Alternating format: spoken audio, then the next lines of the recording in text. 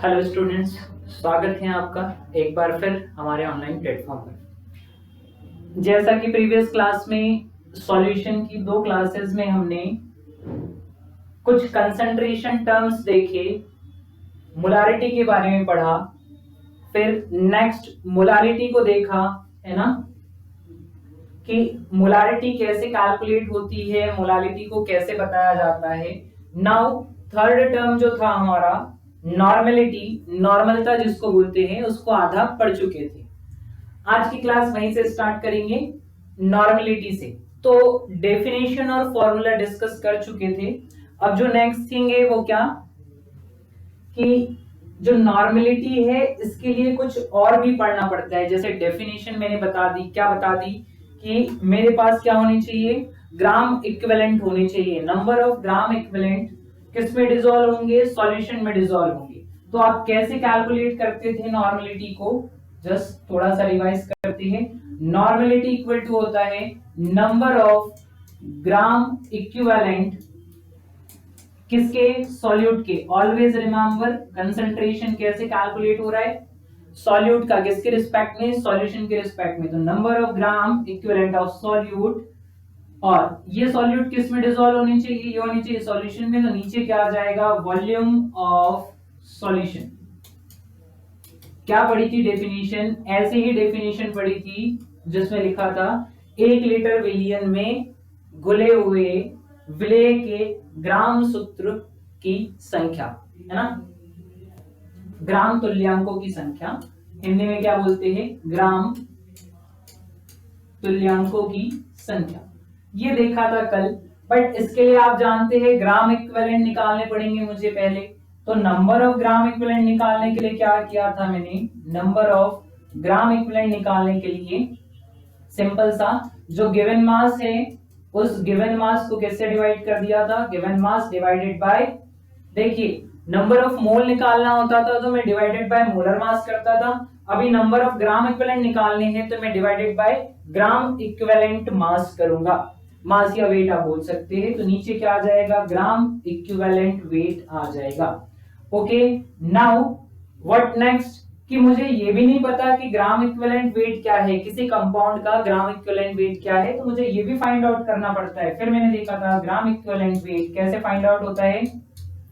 तो जो molar mass रहेगा या मॉलिक्यूलर मास रहेगा, उस मॉलिक्यूलर मास को, मोलर मास को किससे डिवाइड करोगे आप, उसको डिवाइड करोगे n फैक्टर से। आप इसको n फैक्टर या वैलेंसी फैक्टर बोल सकते हैं। ये n फैक्टर, अब कहानी ये भी आती है n फैक्टर कैसे फाइंड आउट करें। मॉलिक्यूलर मास तो कैलकुलेट करते आता है, फॉर्मूला रहेगा, मैं उनके मोलर मास ऐड कर दूंगा, मॉलिक्यूलर मास बन जाएगा। n फैक्टर कैसे निकाला था, तो n फैक्टर को अलग अलग चीज के लिए डिसाइड किया था अपन ने। एसिड के लिए क्या होगा, तो मैंने बोला सॉल्ट में एसिड के लिए आप क्या देख लीजिए, नंबर ऑफ H प्लस देख लीजिए। सॉल्ट में बेस के लिए क्या देख लीजिए, बेस के लिए देख लीजिए आप नंबर ऑफ OH, है ना, नंबर ऑफ OH निकाल लीजिए तो आपको क्या मिल जाएगा, बेस मिल जाएगा।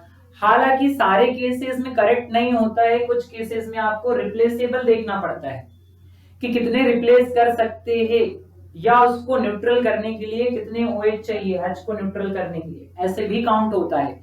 बट वो आप डिटेल में पढ़ोगे कहां पे, आयनिक इक्विलिब्रियम रेडॉक्स रिएक्शन पढ़ोगे, उधर पढ़ोगे, है ना।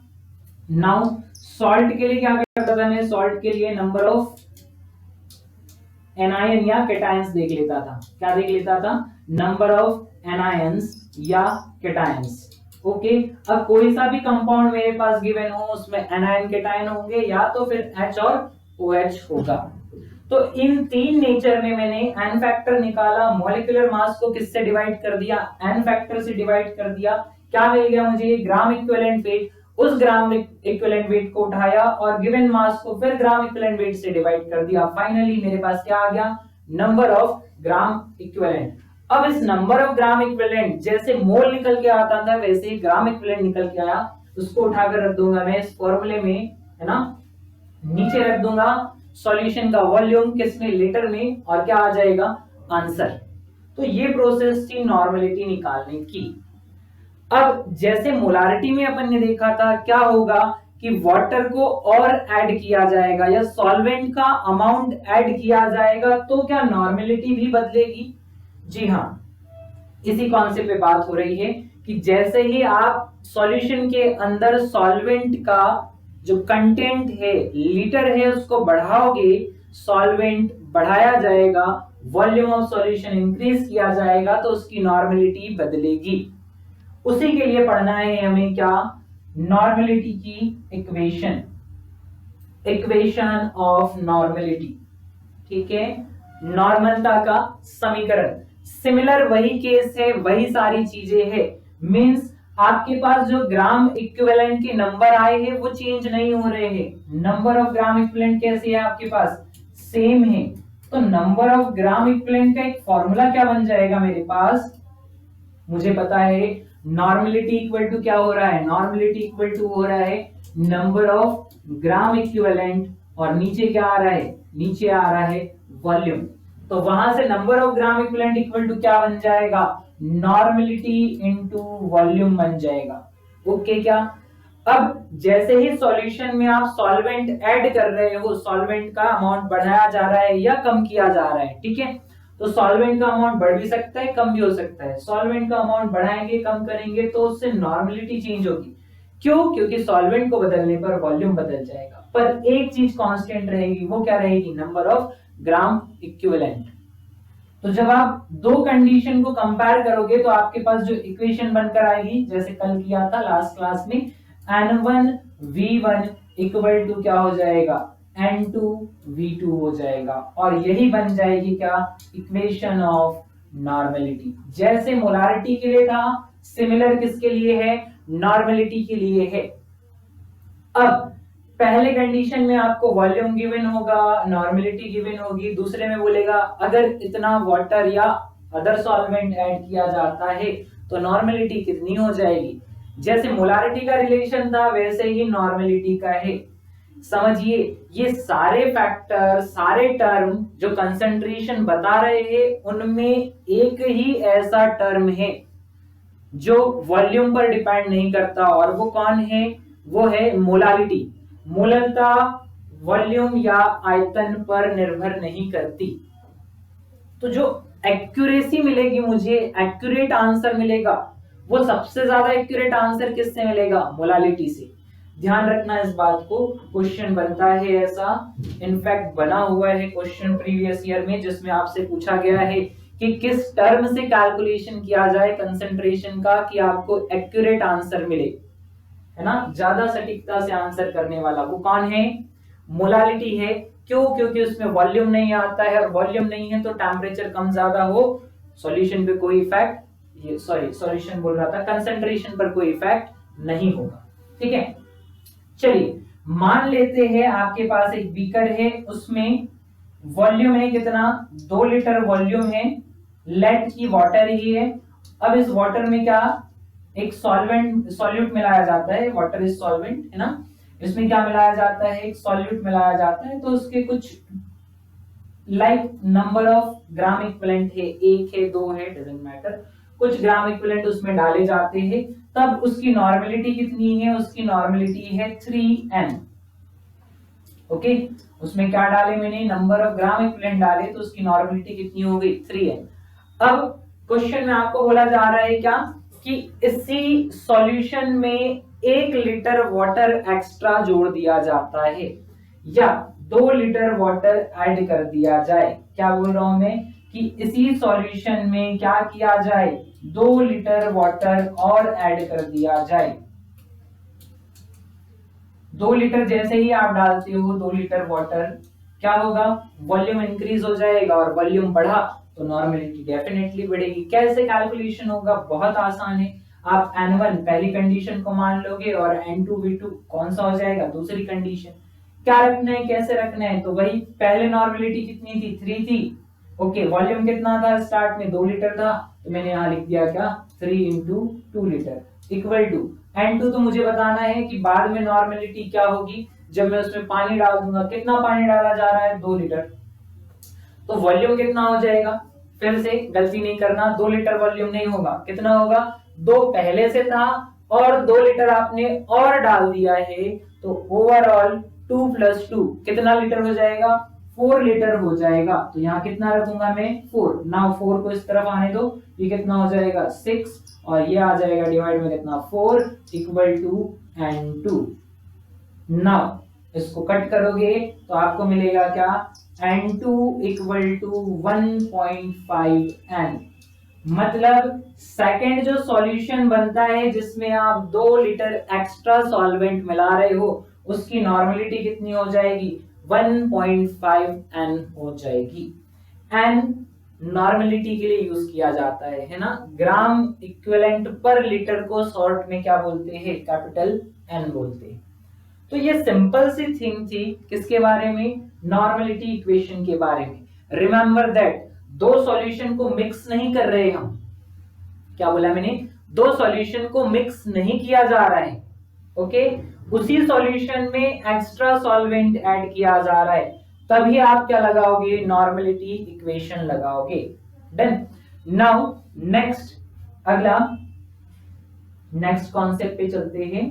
बहुत ज्यादा इंपॉर्टेंट है ये, relationship between normality and molarity. नॉर्मलता और मोलरता में क्या संबंध है? क्यों? क्योंकि कई बार न्यूमेरिकल्स ऐसे बनते हैं जिनमें मोलारिटी गिवन होगी और आपसे नॉर्मलिटी पूछेगा। मोलरता दी गई है और नॉर्मलता पूछ रहा है। कई क्वेश्चन ऐसे होते हैं जिनमें नॉर्मलिटी गिवन होगी, मोलारिटी पूछ लेगा। आप जानते हैं ज्यादा कुछ डिफरेंस नहीं है। अगर मैं एक क्वेश्चन बनाऊं जिसमें मैं कंपाउंड लिखूं, उसका वेट लिखूं कि इसका इतना वेट इतने वॉल्यूम में डिसॉल्व किया जा रहा है, तो आप उसके लिए दोनों चीजों कैलकुलेट कर सकते हैं। दोनों चीजों को कैलकुलेट कर सकते हैं। कैसे? मुझे पता है कि मुझे दो ही चीजों की नीड है, एक तो नंबर ऑफ मोल्स की और एक तो नंबर ऑफ ग्राम इक्विवेलेंट की। जी हाँ, अगर आपके पास अमाउंट गिवन है तो आप दोनों चीजें निकाल सकते हैं। उसका क्या निकाल सकते हैं? Given mass by molar mass करके क्या निकाला जा सकता है? मोल। और गिवन मास को ग्राम इक्विवेलेंट वेट से डिवाइड करके क्या निकाला जा सकता है? नंबर ऑफ ग्राम इक्विवेलेंट निकाले जा सकते हैं। तो दोनों कहीं ना कहीं रिलेट करते हैं। और क्या आता है दोनों का रिलेशन? चलिए देखते हैं जरा। अगर आपको डेरिवेशन फॉर्म करना है तो that is okay, otherwise direct formula आप लिख सकते हैं। बट फिर भी देखिए क्या कॉन्सेप्ट है। नॉर्मलिटी इक्वल टू होता है, normality equal to number of gram equivalent और डिवाइड में कौन आता है? वॉल्यूम आता है ऑफ सॉल्यूशन। ठीक है। अब नंबर ऑफ ग्राम इक्विवेलेंट क्या होता है? तो नंबर ऑफ ग्राम इक्विवेलेंट होता है गिवन वेट, ठीक है, अपॉन में क्या आ जाएगा बताइए? Gram equivalent weight. और नीचे क्या आ जाता है? जैसा क्या वैसा रहेगा, कौन? Volume. Next, gram equivalent weight कहां आ रहा है? नीचे आ रहा है, तो ये आ गया आपके पास गिवन वेट, गिवन वेट। नीचे आ गया कौन? Gram equivalent weight. और इधर क्या चल रहा है? 1/, वॉल्यूम चल रहा है। नाउ ग्राम इक्विवेलेंट वेट का भी फॉर्मूला रख दीजिए आप। तो गिवन वेट, नीचे ग्राम इक्विवेलेंट का रखेंगे तो क्या आ जाएगा? Molecular weight upon n factor into क्या चल रहा है? 1/v। तो देखिए जो एन फैक्टर आ रहा है ये डिवाइड के डिवाइड में, तो एन फैक्टर कहां आ जाएगा? ऊपर आ जाएगा। It means normality equal to n factor को ऊपर ले आओ, इधर लिख दीजिए क्या? Given weight, okay, upon molecular weight into क्या चला है? 1/v। और एन फैक्टर डिवाइड के डिवाइड में था तो वो कहां आ जाएगा? ऊपर आ जाएगा एन फैक्टर। अब मुझे बताइए given weight by molecular weight, number of मोल का फॉर्मूला होता है क्या? हाँ, तो यहां लिख दूंगा मैं ऊपर क्या? Number of mole. नीचे रख दूंगा क्या? वॉल्यूम इनटू क्या आ जाएगा? N factor. अब जरा ध्यान दीजिए, number of mole upon volume क्या होता है? मोलारिटी होता है। जी हाँ, number of mole upon volume क्या होता है? मोलारिटी होता है। तो n equal to molarity into क्या आ गया? n फैक्टर आ गया। बहुत आसान है। अब आप इतनी मेहनत एग्जाम में नहीं करोगे तो आपको क्या करना है, ये फॉर्मूला याद कर लेना है। Normality equal to molarity into n factor. Remember that n मतलब नंबर ऑफ मोल नहीं है, एन फैक्टर है ना। इन शॉर्ट बुक वाले इसको ऐसे लिखते हैं N sorry capital N equal to small n into capital M. इसकी मीनिंग कई बार ऐसे समझ लेते हैं कि एन मतलब नंबर ऑफ मोल तो नहीं है, जी नहीं, एन मतलब नंबर ऑफ मोल नहीं है, एन क्या है, एन फैक्टर होता है जिसको बोलते हैं वैलेंसी फैक्टर। कैसे निकालते हैं, तो एसिड है तो आप H प्लस काउंट कर लीजिए, बेस है तो उसके OH काउंट कर लीजिए, है ना। और अगर वो सॉल्ट है तो उसमें केटायन के नंबर या टोटल एनायन के नंबर निकाल लीजिए, किसी भी एक के, केटायन या एनायन। तो ये था कॉन्सेप्ट, ये था रिलेशन किसके बीच में, नॉर्मलिटी एंड मोलारिटी के बीच में। बहुत आसान है। जैसे मान लीजिए मैं एक क्वेश्चन ले लेता हूं, क्वेश्चन को सॉल्व करते हैं और फिर समझते हैं क्वेश्चन को सॉल्व करने पर क्या हो रहा है। सो क्वेश्चन क्या है मेरे पास, वो बोल रहा है कि कोई सॉल्यूशन है, उसकी मोलारिटी कितनी है, 3m है। चलिए देखते हैं क्वेश्चन।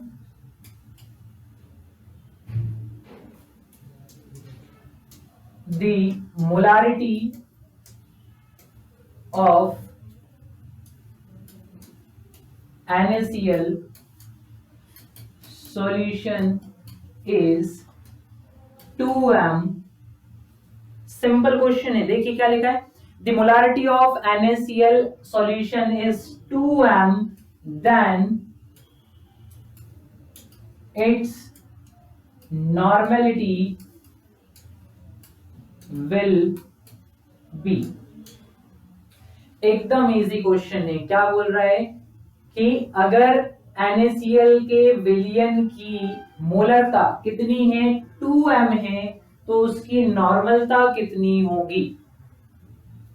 जैसे पहले डिस्कस हुआ था, मोलारिटी देगा नॉर्मलिटी पूछेगा, नॉर्मलिटी देगा मोलारिटी पूछेगा। तो फिलहाल मेरे पास क्या गिवन है, देखिए मोलारिटी गिवन है और क्या पूछ रहा है, नॉर्मलिटी पूछ रहा है। फॉर्मूला लगाऊंगा, normality equal to n factor into क्या आ जाएगा, मोलारिटी आ जाएगा। बताइए एन फैक्टर, जैसे ही मैंने पढ़ा कंपाउंड कौन सा है, NaCl।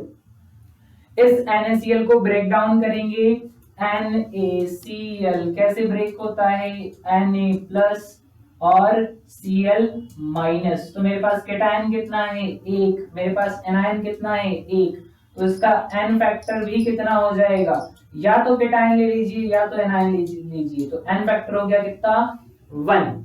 अब इस एन फैक्टर को यहां रख दो, तो 1 इंटू कितना हो जाएगा, m। बताइए मोलारिटी कितनी है, 2 है, तो उस सॉल्यूशन की नॉर्मलिटी भी कितनी हो जाएगी, 2 हो जाएगी। इतना आसान है। अब मैं दूसरा क्वेश्चन आपको बताता हूं, सिमिलर एग्जैक्टली ऐसा ही है, बस उसमें अपन क्या करते हैं, कंपाउंड चेंज कर देते हैं। तो लेट कि आपके पास H2SO4 सॉल्यूशन है जिसकी मोलारिटी कितनी है, 5m है, जिसकी मोलारिटी कितनी है, 5m है, या 5 की जगह कुछ और ले लेते हैं। लेट उसकी मोलारिटी कितनी है, 2.5m है, ऐसे ले लेते हैं। H2SO4 सॉल्यूशन है जिसकी मोलारिटी 2.5m है। बताइए इसकी नॉर्मलिटी क्या होगी, नॉर्मलता क्या होगी। Simple question. क्या करना होगा, मुझे फिर से फॉर्मूला यूज करना होगा, normality equal to molarity into क्या हो जाएगा, एन फैक्टर। ओके, गुना ही तो करना है। अब एन फैक्टर को आगे लिखो या पीछे लिखो, डजंट मैटर। नाउ मोलारिटी कितनी है, 2.5। अब एन फैक्टर की बात आती है तो H2SO4 में आपको क्या देखना पड़ेगा, बोलो। H2SO4 में आपको क्या देखना पड़ेगा, कितने H है रिप्लेसेबल, तो कितने H दिख रहे हैं, 2, तो इसका एन फैक्टर कितना हो गया, 2। इट मींस आंसर आ जाएगा आपके पास, नॉर्मलिटी कितनी हो जाएगी सॉल्यूशन की, 5n हो जाएगी। मोलारिटी 2.5m थी, नॉर्मलिटी कितनी हो गई, 5n हो गई। सिंपल सा सरल सा आंसर। ठीक है क्या, उम्मीद है समझ में आया होगा। तो इस तरीके से मैं किसका यूज करूंगा, उस रिलेशन का यूज करूंगा, किसके किसके बीच में है वो, मोलारिटी एंड नॉर्मेलिटी के बीच में है। नेक्स्ट चीज जो मुझे पढ़नी है वो आती है क्या, क्या सॉल्यूशन का मिक्सचर भी बनेगा? जी हाँ, दो सॉल्यूशन को मिक्स करेंगे तो उनकी नॉर्मेलिटी जो फाइनल आएगी, जो फाइनल सॉल्यूशन बनेगा उसकी नॉर्मेलिटी बदल जाती है। जैसे मोलारिटी बदल रही थी सिमिलर वैसी। तो अब मैं क्या कैलकुलेट कर रहा हूं, अब मैं कैलकुलेट कर रहा हूं normality of mixture, normality of mixture. तो चलिए बनाते हैं मिक्सचर। दो सॉल्यूशन होंगे मेरे पास, solution first and solution second. इन दोनों को क्या कर दिया जाएगा, मिला दिया जाएगा। बट मिलाने से पहले कुछ वैल्यू क्लियर कर लेते हैं। कैसे कि इसका जो वॉल्यूम है कितना है, V1 है, और इसका जो वॉल्यूम है कितना है, V2 है। पहला सॉल्यूशन जिसकी नॉर्मेलिटी कितनी है, N1 है, और दूसरा सॉल्यूशन जिसकी नॉर्मेलिटी कितनी है, N2 है। लेट इसमें जो ग्राम इक्विवेलेंट मिल रहे हैं वो कुछ और होंगे, और इसमें मिल रहे ग्राम इक्विवेलेंट क्या होंगे, कुछ और होंगे। तो जब मेरे पास बात आएगी कि दोनों सॉल्यूशन को मिला दिया जा रहा है, तो मिलाने पर इनका वॉल्यूम कितना हो जाएगा, टोटल वॉल्यूम, दोनों को जोड़ देंगे। जैसे मोलारिटी में किया था सिमिलर है, तो ज्यादा कॉन्सेप्ट चेंज नहीं होते। V equal to V1 plus V2। अब दोनों के ग्राम इक्विवेलेंट जोड़ दीजिए, gram equivalent of first plus gram equivalent of second, दोनों को जोड़ दोगे आप तो क्या आ जाएगा आपके पास, टोटल ग्राम इक्विवेलेंट आ जाएगा। और टोटल ग्राम इक्विवेलेंट किसके बराबर रहेगा, NV के बराबर रहेगा। या मैं बोल दूं N mixture into V total equal to पहले वाले का N1 V1 प्लस दूसरे वाले का N2 V2। नाउ मुझे क्या चाहिए, मिक्सचर के लिए चाहिए, तो N मिक्सचर इक्वल टू ऊपर आ गया N1 V1 plus N2 V2, और नीचे क्या लिख दिया जाएगा, V टोटल। बताइए जरा V टोटल कितना हो रहा है, दोनों को जोड़ने पर V1 प्लस V2। अब आप इस फॉर्मूले को देखो, आपको एकदम वैसा ही दिखेगा जैसे मोलारिटी का फॉर्मूला था।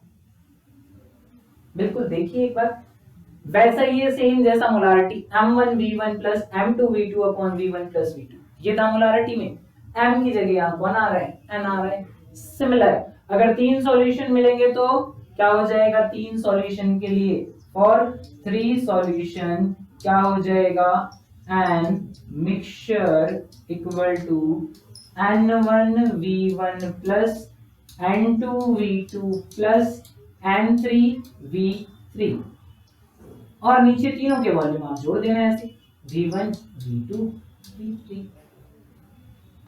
देखिए जरा कितना आसान बना।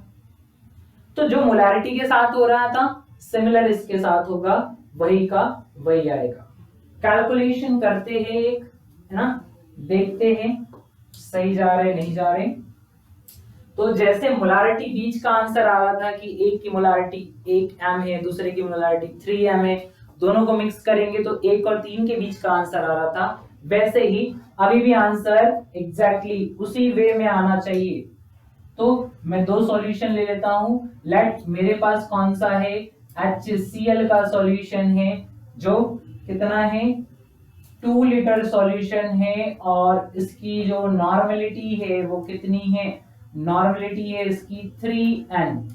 ओके, नाउ मेरे पास दूसरा सॉल्यूशन है NaOH का, कितना है ये है मेरे पास 3 लीटर, और इसकी जो मोलारिटी है, सॉरी नॉर्मेलिटी है वो कितनी ले लेते हैं अपन, इसकी नॉर्मेलिटी ले लेते हैं अपन 2n, क्रॉस हो जाएगा तो 1n ले लेते हैं, 1n ले लेते हैं। ठीक है, अब इन दोनों को क्या किया जा रहा है, मिक्स किया जा रहा है, दोनों को क्या किया जा रहा है, मिलाया जा रहा है, दोनों का मिश्रण बनाया जा रहा है, मिक्स किया जा रहा है। तो जैसे ही मिक्सचर बनेगा नया सॉल्यूशन मिल जाएगा मुझे, तो क्या कहानी होगी, नॉर्मेलिटी ऑफ मिक्सचर पूछेगा इक्वल टू इसको मान लूंगा मैं क्या, पहला वॉल्यूम तो V1, पहली नॉर्मलिटी तो N1, इसको मान लूंगा क्या, दूसरा वॉल्यूम तो V2, दूसरी नॉर्मलिटी तो N2। हाँ, वॉल्यूम जोड़ मत देना क्योंकि ये दो सॉल्यूशन है अलग अलग, नहीं तो आप पता चले पिछला कॉन्सेप्ट लगा दो, 3 और 2 जोड़ के 5 कर दो, जोड़ना नहीं है, नॉर्मल। तो n मिक्सचर इक्वल टू क्या हो जाएगा, बहुत ध्यान से, N1V1, बोलिए N1V1 कितना है, 3 into 2 प्लस N2V2 कितना है, 1 into 3। अगर आप गलती से बचना चाहते हैं तो ब्रैकेट लगा देना, ब्रैकेट लगाने में ज्यादा समय नहीं लगता है। नाउ दोनों के वॉल्यूम जोड़ दो, 2 प्लस 3। नेक्स्ट क्या हो जाएगा, n मिक्सचर इक्वल टू 3 और 2 का मल्टीप्लाई कर दो 6, 1 और 3 का मल्टीप्लाई कर दो 3, divided by 2 and 3 equal to 5। कितना हो जाएगा ये, 9/5। नाउ काट दोगे कितना, 1, 5 एकम 5, एक बार गया बचा 4, फिर 4 में आप भाग देख सकते हैं कितना आ जाएगा, 8, 18 90, 1.8। so this one is the normality of mixture। जिन दो सॉल्यूशन को आपने मिलाया था उनकी नॉर्मलिटी है। क्या उन दोनों के बीच का आंसर है, जी हाँ, वेरीफाई करके देखिए। आप कैसे वेरीफाई कर रहा हूं कि इसकी 1n है और इसकी कितनी है, 3n है। 1n और 3n दोनों को जब वेरीफाई करेंगे तो उसके बीच का आंसर होना चाहिए था, जी हाँ, बीच का answer, it means we are on correct path. चलिए, ये था सिंपल सॉल्यूशन। पर अगर मैं बोलूं क्या आपके पास मोलारिटी गिवन है, दो सॉल्यूशन की मोलारिटी गिवन है, आप उन दोनों को मिलाने पर उनके मिक्सचर की नॉर्मलिटी बता सकते हैं क्या? ये तो नॉर्मलिटी गिवन थी, उससे मैंने इजीली निकाल दिया। मान लीजिए एग्जामिनर आपको दो सॉल्यूशन की मोलारिटी गिवन कर रहा है, अब उस मोलारिटी से क्या निकालना है आपको, नॉर्मलिटी निकालना है। कैसे निकालेंगे, चलिए देखते हैं। सीखने वाली चीज है बिल्कुल। मैंने बोला फिर से, मेरे पास क्या दो सॉल्यूशन है। फर्स्ट कौन सा है, HCl का है ना, या H2SO4 का रख लेते हैं, बार बार HCl नहीं, H2SO4 का है, ठीक है।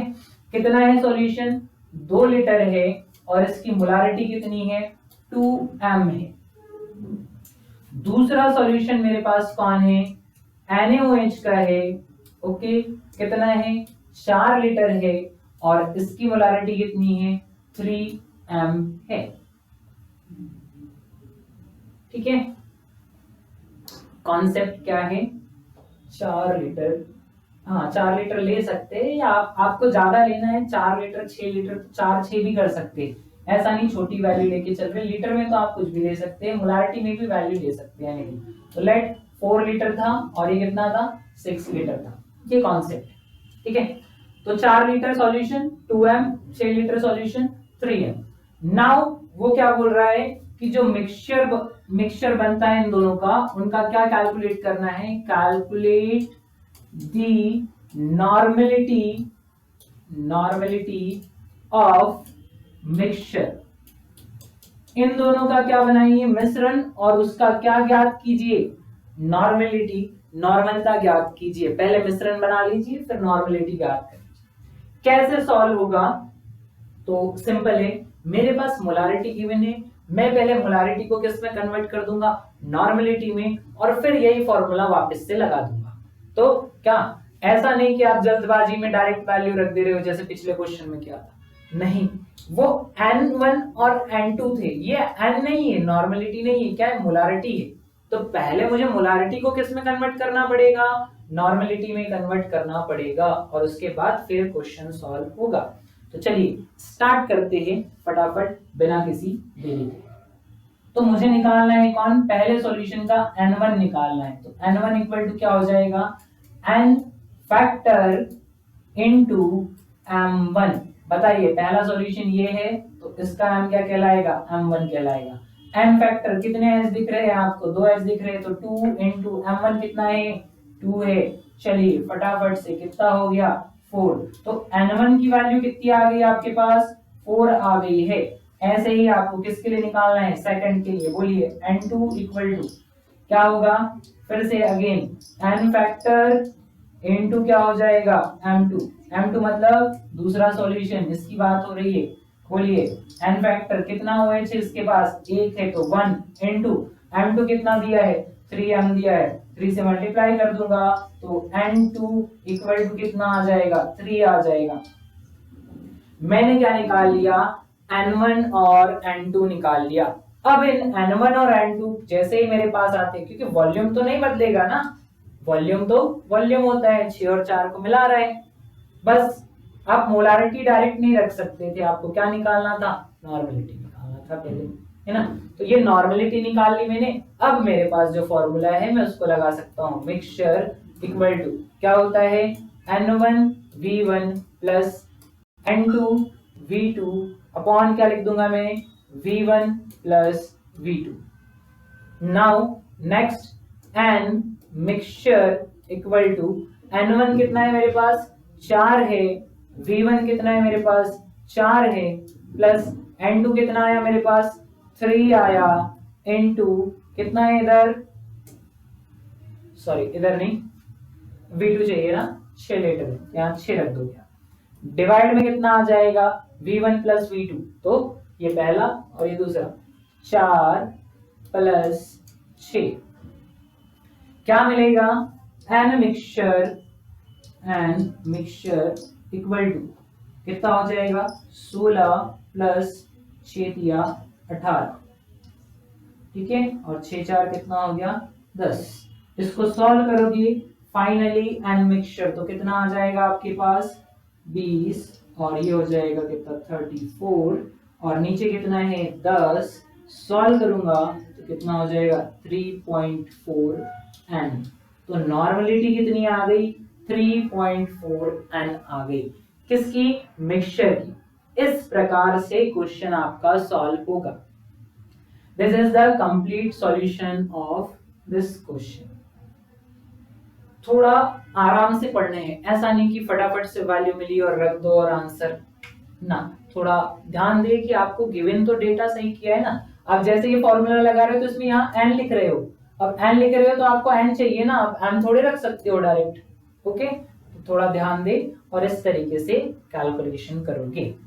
तो ये होता है क्या? नॉर्मेलिटी निकालने का कॉन्सेप्ट। जो सिंपल क्वेश्चन होते हैं, बेसिक क्वेश्चन होते हैं, वो इसी टाइप से आते हैं, ठीक है। बाकी अगर उसको क्वेश्चन को थोड़ा कॉम्प्लिकेट करना है तो वो परसेंटेज गिवन करेगा, इतना परसेंट सॉल्यूशन है, बताइए क्या होगा। तो परसेंटेज गिवन कर रहा है तो फिर आपको पूरा कैलकुलेशन करना पड़ेगा, जिसपे कि ऑलरेडी है ना वीडियो बन चुके हैं परसेंटेज वाले पे, आप देख सकते हैं, चैनल पे आपको वीडियो मिल जाएंगे, ठीक है। नेक्स्ट आगे बढ़ते हैं और एक टर्म और है कंसंट्रेशन वाला, उसको पढ़ते हैं। क्या है वो टर्म? वो टर्म है फॉर्मेलिटी। क्या है वो टर्म? फॉर्मेलिटी है। चलिए, फॉर्मेलिटी पर क्वेश्चन कम आते हैं, like formality is the formality, है ना, ज्यादा कुछ नहीं इस पे, बस थोड़ा सा पढ़ लीजिए उसके बारे में, काफी है। फॉर्मलता, हिंदी में फॉर्मलता बोलते हैं। क्या होता है फॉर्मेलिटी? तो जैसे बाकी सारी चीजें पढ़ी है आपने, सेम टू सेम वैसे ही रहता है, ज्यादा कुछ चेंज नहीं है। इसको उतना ज्यादा इंपॉर्टेंट भी नहीं बोला जाता है, एकदम लाइट। चलिए, क्या डेफिनेशन है? तो फॉर्मूले से डायरेक्ट समझते हैं फॉर्मेलिटी क्या होती है। तो आप लिखोगे क्या? Number of gram formula mass of solute, और होल डिवाइड में फिर से किसके रिस्पेक्ट में कैलकुलेशन होगा? अगेन वॉल्यूम के रिस्पेक्ट में। तो क्या लिख दोगे? Volume of solution. किस में रखना है आपको? लीटर में रखना है, अदरवाइज एमएल में रखते हो तो 1000 से मल्टीप्लाई करना पड़ेगा, ठीक है। सिंपल सा, इसी को डेफिनेशन बोल सकते हैं कि 1 लीटर विलियन में विले के ग्राम सूत्र भारों की संख्या। जी हाँ, मैं हिंदी में भी लिखता हूं, हिंदी में इसको क्या बोलते हैं, विलेय के ग्राम सूत्र भारों की संख्या। जी, नीचे क्या रखते हैं, नीचे रखते हैं वॉल्यूम ऑफ सॉल्यूशन, विलियन का आयतन। और ये विलियन का आयतन किस में होता है, लीटर में। अगर आप ml में रखोगे तो आपको इंटू 1000 से करना पड़ेगा, ठीक है। तो वैसा ही सेम टू सेम है जैसे पुराने फॉर्मूले थे, कुछ ज्यादा चेंज नहीं। हाँ, यहाँ नया वर्ड आ रहा है कौन, GFM, G for gram, F for formula और M for mass, gram formula mass. आप जानते हैं ग्राम फॉर्मूला मास क्या होता है, बहुत इजी होता है, उतना ज्यादा टफ नहीं है। जैसे मेरे पास क्या आ रहा है, H2O आ रहा है, तो इसका ग्राम फॉर्मूला मास क्या होगा। ग्राम फॉर्मूला मास किसको बोलते हैं, जो कंपाउंड के या मॉलिक्यूल के एक मोल का मास होता है, एक मोल का मास कहलाता है क्या, ग्राम फॉर्मूला मास। तो इसके एक मोल का निकालिए, 2 हाइड्रोजन है और एक हाइड्रोजन का कितना होता है, 1 होता है, ठीक है। तो ये ओवरऑल कितना आ गया, 2 ग्राम आ गया। ऑक्सीजन अकेला है, ऑक्सीजन कितना होता है, एक ऑक्सीजन का 16 होता है, तो कितना आ जाएगा, 16 ग्राम आ जाएगा। मुझे टोटल निकालना है पूरे मॉलिक्यूल का, तो मैं दोनों को क्या कर दूंगा, जोड़ दूंगा, 16 और 2 कितने हो जाएंगे, 18 ग्राम हो जाएंगे। तो H2O का ग्राम फॉर्मूला मास कितना हो जाएगा, 18 ग्राम। आसान है, अब आप समझ गए होंगे कि उतनी ज्यादा बड़ी बात है नहीं, है ना।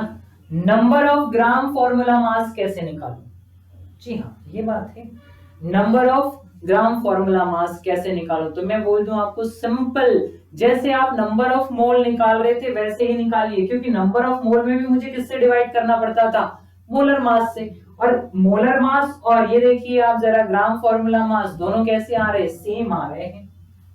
तो जैसे आप नंबर ऑफ मोल निकाल रहे थे वैसे ही आपको फॉर्मेलिटी के लिए क्या निकालना है, number of gram formula mass निकालना है, नंबर ऑफ GFM, ठीक है। फिर भी मैं एक स्लाइड पे लिख के आपको बता देता हूं क्या होता है, नंबर ऑफ GFM क्या होगा, या उसी स्लाइड पर लिखिए, जगह तो होनी चाहिए, जी हाँ, नहीं है कोई बात नहीं, बना लेंगे।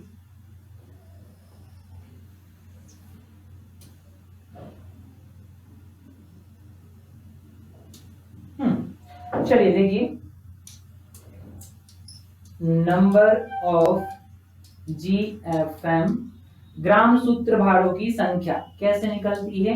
तो ऊपर रहेगा आपके पास गिवन मास या गिवन वेट, और नीचे रख दोगे आप क्या, मॉलिक्यूलर, या मॉलिक्यूलर की जगह मैं आपको नया वर्ड दे देता हूं, नया वर्ड देख लीजिए आप, कौन सा, मास, ग्राम फॉर्मूला मास। तो नीचे रख दिया मैंने क्या, ग्राम फॉर्मूला मास।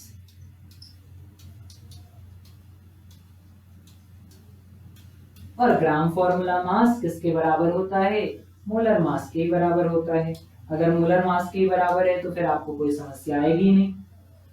जैसे नंबर ऑफ मोल निकालते थे एग्जैक्टली वैसे GFM निकाल दो, है ना, उतना कॉम्प्लिकेटेड नहीं बनता है, आपका आंसर एकदम इजी हो जाएगा। तो ये था किसके बारे में, फॉर्मेलिटी के बारे में। अब क्या पढ़ चुके हैं अपन, सारे टर्म पढ़ चुके हैं, परसेंटेज देख लिए अपन ने, परसेंटेज कंसंट्रेशन देख लिया है। उसके बाद क्या देखा, मोल फ्रैक्शन देखा, मोल फ्रैक्शन कैसे निकालते हैं। मोल फ्रैक्शन के बाद अपन ने पढ़ा मोलारिटी क्या होती है, मोलारिटी के बाद मोलालिटी पढ़ा, मोलालिटी के बाद पढ़ रहे थे अपन क्या, नॉर्मेलिटी। आज की क्लास में नॉर्मेलिटी हुई, नॉर्मेलिटी के बाद एक छोटा सा टर्म आता है फॉर्मेलिटी, जिस पर क्वेश्चन काफी कम आते हैं, तो फॉर्मेलिटी को लिख दिया, ओके। अब ये कंसंट्रेशन टर्म आपके जो है वो खत्म हो गए ना, इतने ही कंसंट्रेशन टर्म आपको पढ़ने थे, ठीक है। एक यूनिट होती है डीमल, उसके बारे में थोड़ा सा याद रखिए, आपसे कभी कभार क्वेश्चन पूछ सकता है क्या, किसके बारे में, डीमल के बारे में। डीमल क्या होता है? डीमल is the unit of concentration. डीमल क्या है? यूनिट ऑफ कंसंट्रेशन है।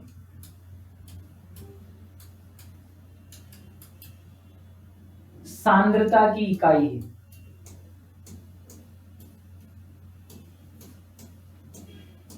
नॉर्मली अपने अकॉर्डिंग क्या हो रहा है? मोल पर लीटर आ रहा है ना, क्या आ रहा है? मोल पर लीटर आ रहा है। तो इस डीमल को एक टेम्परेचर पर क्या करते हैं? डिफाइन करते हैं। तो 0 डिग्री सेल्सियस पर किसी विलयन की सांद्रता 1 लीटर विलयन में उपस्थित मोलों की संख्या को क्या बोला जाता है? डीमल बोला जाता है। तो आपको टेम्परेचर याद रखना है, एट 0 डिग्री सेल्सियस 1 लीटर में जो मोल घुले होंगे उसका कंसंट्रेशन किस में बताया जाएगा? डीमल में बताया जाएगा। ठीक है वही मोल पर लीटर ही बताया जा रहा है। क्या बताया जा रहा है? मोल पर लीटर, बट किस पर? तो 0 डिग्री सेल्सियस पर। मींस अदर कोई अगर मेरे पास टेम्परेचर है तो मैं क्या यूज करूंगा? मोल पर लीटर। बट डीमल कब यूज होगा? डीमल एक स्पेसिफिक टेम्परेचर के लिए यूज होता है, वो कितना है? 0 डिग्री सेल्सियस। ठीक है, ओके। आई होप इतना सारा कुछ आपको समझ में आया होगा। नेक्स्ट क्लास स्टार्ट करेंगे राउल्ट नियम के साथ, है ना, और पढ़ेंगे कॉलिगेटिव प्रॉपर्टीज ऑफ सॉल्यूशन। ये आपका हाफ पार्ट चैप्टर का एंड होता है। नेक्स्ट जो पार्ट है सेकेंड हाफ बहुत ज्यादा इंपॉर्टेंट है और इसमें चीजें कुछ थोड़ी सी कॉम्प्लिकेटेड लगती है, थोड़ी सी टफ जाती है कुछ बच्चों को। बाकी अगर आपने थोड़ा सा ध्यान दिया तो फिर कोई समस्या नहीं होगी। तो मिलते हैं नेक्स्ट क्लास में नेक्स्ट टॉपिक के साथ। तब तक आप इस चैप्टर को क्या कीजिए? अच्छे से रिवाइज कीजिए, थोड़े क्वेश्चन प्रैक्टिस कीजिए, है ना, और जो क्वेश्चन सेशन वाली क्लासेस है उनको भी देखिए ताकि आपको कुछ हेल्प मिले। ओके, इसी के साथ thank you so much for watching. मिलते हैं नेक्स्ट वीडियो में। Thank you so much.